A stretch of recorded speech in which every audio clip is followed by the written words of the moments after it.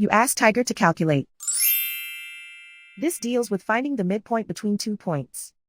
The midpoint between the 2 points is 25.5, 17. Let's solve it step by step.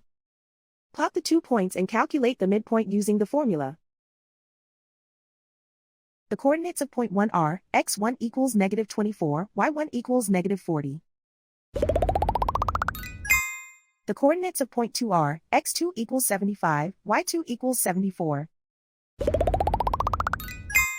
PM represents the midpoint of the 2 points.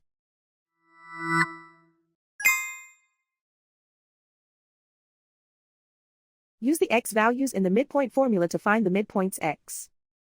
x1 equals -24. x2 equals 75.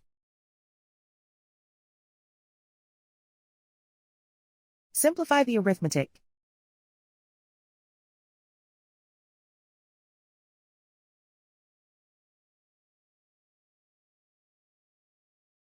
Use the y values in the midpoint formula to find the midpoints y. y1 equals -40.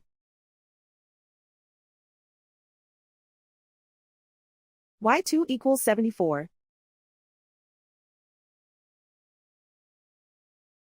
Simplify the arithmetic.